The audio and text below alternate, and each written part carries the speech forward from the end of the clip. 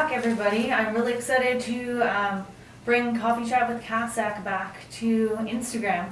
Super excited to be here again today. So, as per usual, please feel free to comment below. We'll try to get to your questions, and then also send us a DM or comment on any of our other social media posts throughout the day. We'll find a way to find some answers for you for sure. Please connect. So if you've been following on our social media accounts, we've been doing a social media takeover by our education team, and that's who I have here as guests today. So we have Bailey, Kailee, and Rezi here. So we've been answering your questions all day and throwing out some tweets and resources and facts, all about what our educators in the community can do for you and help you with. So my first kind of question to you guys, if you want to tell me, who is Rezi? What does Rezi do? Sure. They might have seen Rezi was launched today. They've been sneaking into a couple of our social media posts and whatnot, but this is Rezi. So Rezi is our unicorn mascot for our No Secrets K-4 program. Their name is short for respect, and yes, they use they, them pronouns. So Rezi comes with us educators at every elementary school that we go to, teaching K-4. So Rezi's job is to kind of, in a way, be there for the kids. They feel comfortable interacting with Rezi. Rezi's a way that we can show what a safe touch is, so they can give Rezi a fist bump or high five. Mm-hmm. Obviously, this was before COVID. Now we just kind of give them high fives. And air hooves. Air hooves. Exactly. And it's, Rezi's just somebody that the kids can connect to and whatnot. Something exciting that we have planned in the future is to roll out a video program with our K-4, so that would be an option that, because of COVID, we've had to adapt as well. So we've always offered in person, but now what we're finding with COVID is to make sure that we're still reaching schools, reaching the community, we have adapted. So we offer virtual now, so you can connect with us on Zoom, Google Meet, or starting January, I want to say, we'll offer a video program as well. So there will be three videos for each of the important topics we talk about. Rezi talks with us in that program, and there will be a workbook that students and teachers can work through together. So again, it's just another way that we can adapt the program, making sure that we're staying on top of COVID and COVID restrictions. So Rezi helps us out with that. Awesome. Anything I may have missed? You stole the question off my piece of paper. There you go. So since Kailee, this is her first time being on our little coffee chat show, I was gonna get her to talk about the programs, the No Secrets K-4 program. She kind of explained it out here for us too. Is there anything else people should know about the program? How do they say book a session? I'm a teacher and I want No Secrets to come to my classroom. Absolutely. So the best way to get a hold of us is actually through email. So we have email education@casasc.ca. That is how you would get a hold of us. You would ask questions about our programming as well as book us. Awesome. Yeah. So I'm just going to step out for a second. Bailey, do you want to talk about some of the other education programs? Yeah. Absolutely. So we have our K-4 that Kailee was talking about, that we do mostly.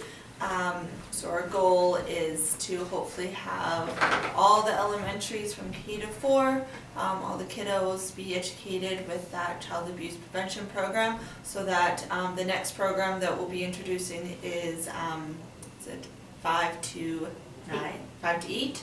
And from there, it's just a scaffold on the K-4. So the grade 5 and 6 will have slightly different program than the 7s and 8s. And then after that, we also have a 9 to 12 program. And we do mostly a COM program for the COM classes.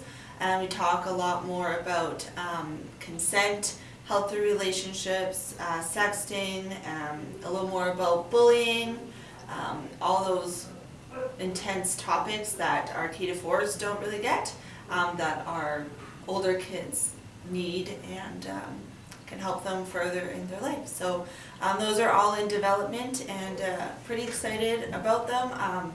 I was teaching the 5 to 8, but now it's just getting to be even better now, so I'm excited about it. Yeah. Awesome.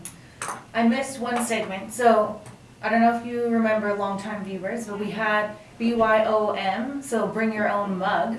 So we sort of had Bailey and Kailee bring their own mugs, a type of mug, and Bailey actually brought a mug which is on theme for the month, which I'm really excited Purple. about.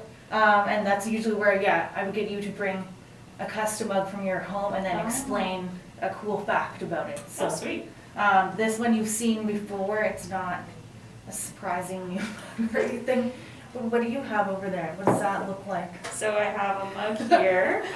It has purple, almost looks like lilacs on it and whatnot, which I mean also kind of fits into our purple theme of this month, which we will certainly talk more about. But I have tea in it, so yeah. Didn't want to do the coffee stuff. No, I love tea. And mine is a massive, big purple one.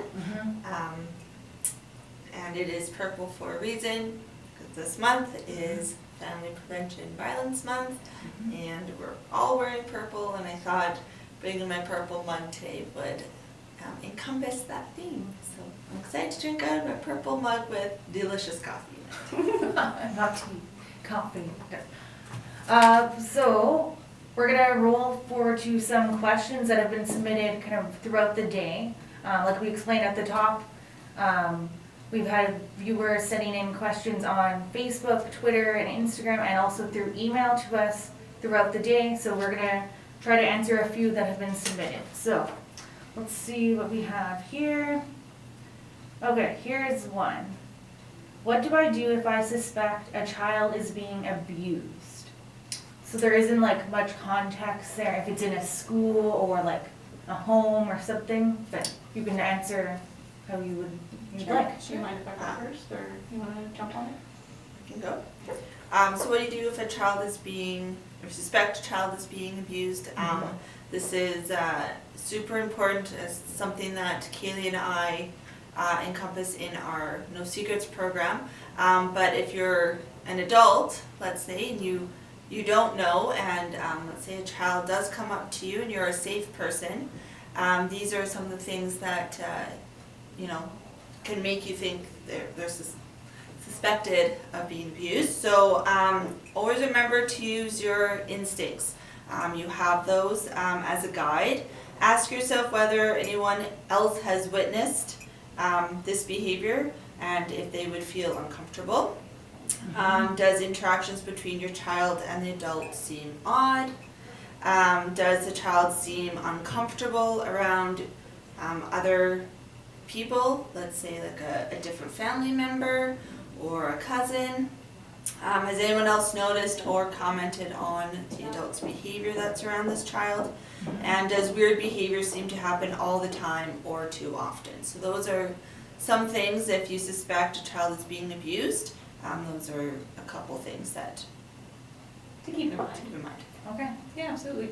And I mean, any kind of, like, depending on, again, the situation, if you're in school, connect with the teacher, connect with the community liaison worker, admin. If you're in the community, there are certain reportings as well. So the Child Advocacy Center or Child Family Services, you can report there as well. So, yeah. And I'm going to put another point. As a former teacher, always document. So if you do suspect a child is being abused, just keep documenting it, keep writing it down from day to day, because today may be different than tomorrow and the next day. So the more information you have to report it, the better, instead of just one day you thinking that child something is wrong, but the next day not. So my biggest thing to take away is document on that child if you suspect that they are being harmed in any way. Does that answer your question? I think that, yeah, really addresses this one. There is another one that's kind of connected to, that I think they might have been submitted at the same time. What are some of the signs that a child is being abused? Like, For I know each scenario is unique, but is there any signs, we can look for, just so we can help, the community? Like physical signs, emotional signs. All of them. Anything, So- let's go either way, I would say the biggest thing to keep in mind is there a drastic change in the child, especially if it lasts longer than one day? I mean, we all have those days where we're extremely mad or extremely sad, it happens, but if it's happening on a consistent basis, if the child is withdrawing, they're not liking to doing the things that they used to do or hanging out with the people, especially if it's one specific person. And keeping in mind that could be for any number of reasons, but if the child is acting different, I would pay attention to that. I would think like, well, what has changed? What is different, etc. And offer kind of that listening ear of, hey, I've noticed that, you're acting a little bit different lately, or you're a little bit more sad. Do you want to talk about it? If they don't, you can always say that I'm here for you. I'm here to listen. I'm your safe person. It's okay. Again, remember to document. If your child is outgoing and they do become shy, well, there's a big sign. Or it could go the opposite way. They could be really outgoing. We always talk about if a child, starts talking some words that are more adult words, that is also another sign to keep aware of, that they could be abused.